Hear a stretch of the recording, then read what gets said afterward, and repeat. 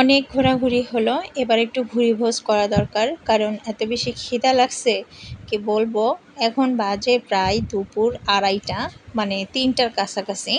তো আমরা চলে আসলাম কক্সবাজারে। সুগন্ধা বীজের আশেপাশে ভালো কোনো হোটেল নাই, যার কারণে আমরা একটু কলাতলি বীজের এদিকে আসছি। এই রেস্টুরেন্টটার নামই হচ্ছে কলাতলি রেস্টুরেন্ট। তো এই রেস্তোরাঁয় আসলে অনেক ভালো ভালো খাবার পাওয়া যায় শুনছি।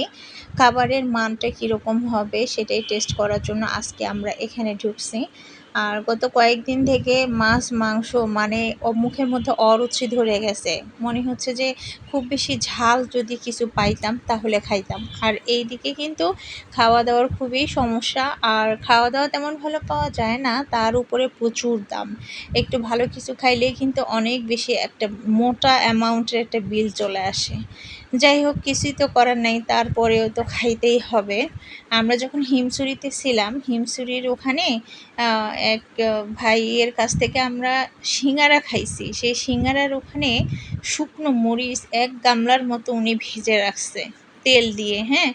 তো আমি ওখান থেকে ওনার কাছ থেকে বলছিলাম যে ভাই 10 টাকা শুকনো মরিচ দেন। কয়টা দেন? 2টা দেন আর 3টা দেন। তখন উনি বলছিল টাকা লাগবে না, আপনার জয়টা লাগবে, আপনি মরিচ নেন।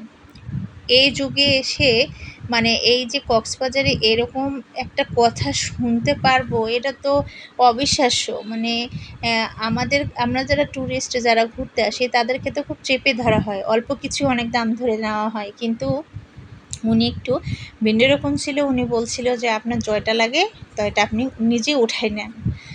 পরে অবশ্য আমি বেশি নেই নাই, আমি জাস্ট 3টা মরিচ নিছি।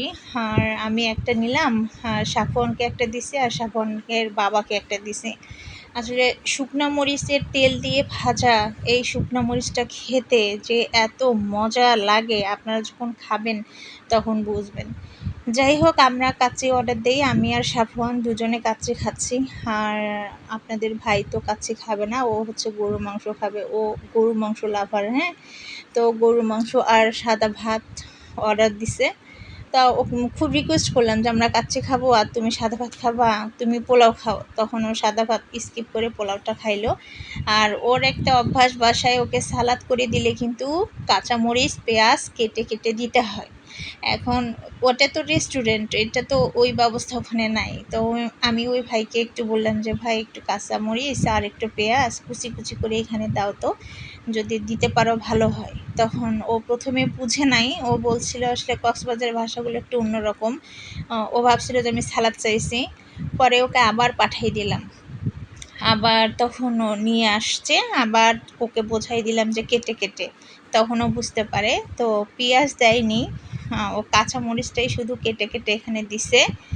আর আমি এখানে হালকা একটু লবণ দিয়ে হাত দিয়ে কষলিয়ে মেখে আর কি দিয়ে দিলাম। এখানে তো তেলেরও কোনো ব্যবস্থা নাই, সরিষার তেলের কোনো ব্যবস্থা নেই, রেস্তোরাঁয় আবার কই পাবো সরিষার তেল।